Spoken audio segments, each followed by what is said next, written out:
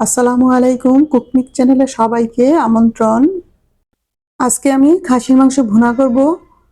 মাংস নিয়েছি 1 কেজি। মাংসগুলো আমি ধুয়ে স্ট্রেনারে রেখেছি পানি ঝরানোর জন্য। এখানে আদা, রসুন, কাঁচামরিচ নিয়েছি, এই তিনটা একসাথে ব্লেন্ড করব। মাংসের পানিগুলো ঝরে গিয়েছে। এখন আমি মাংসগুলোতে টক দই লবণ মেখে 30 মিনিট ম্যারিনেশনের জন্য রেখে দেব। মাংসগুলো ভুনা করতে পেঁয়াজের বেরেস্তা লাগবে। আমি এই সময়ে পেঁয়াজের বেরেস্তা করে নিচ্ছি। খুব কম মশলা দিয়ে আমি এই খাসির মাংস ভুনা করব। অল্প মশলা দিয়ে মাংস রান্না করলে সেই তরকারিটা খেতে অনেক টেস্ট হয়। বেরেস্তা করে নিয়ে ওই হাঁড়িতে আবার পরিমাণ মতো তেল দিয়েছি, পেঁয়াজ কুচি দিয়েছি, তার সাথে 2টো দারচিনি আর একটা তেজপাতা দিয়েছি।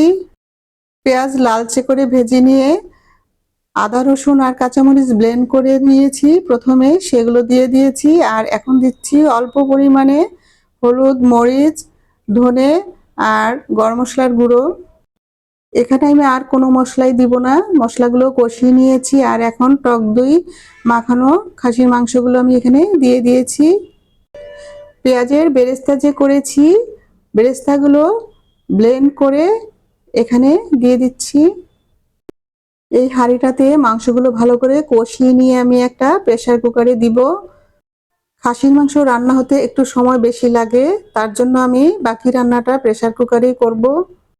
প্রেসার কুকারে 2টা সিটি দিয়ে চুলার আঁচটা একদম লো করে দিতে হবে। তারপর 20 মিনিট রেখে দিলেই মাংস সুন্দরভাবে সেদ্ধ হয়ে যাবে। এই হাঁড়িটাতে আমি একটু পানি গরম করছি। এখন প্রেসার কুকারে আমি মাংসর সাথে দিয়ে দিচ্ছি। এখানে 2টো আস্ত রসুন দিয়েছি।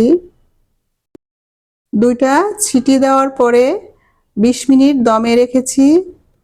ঠান্ডা হয়ে যাওয়ার পরে আমি ঢাকনা খুলে দেখছি কেমন হয়েছে। এই তো রসুন সেদ্ধ হয়ে একদম সফট হয়েছে। মাংসগুলো সুন্দরভাবে সেদ্ধ হয়েছে। অল্প করে মশলা দিয়ে খাসির মাংস ভুনা কেমন হয়েছে জানাবেন। যদি ভালো লাগে আমার চ্যানেলকে সাপোর্ট করবেন, আমার সাথেই থাকবেন। আল্লাহ হাফেজ।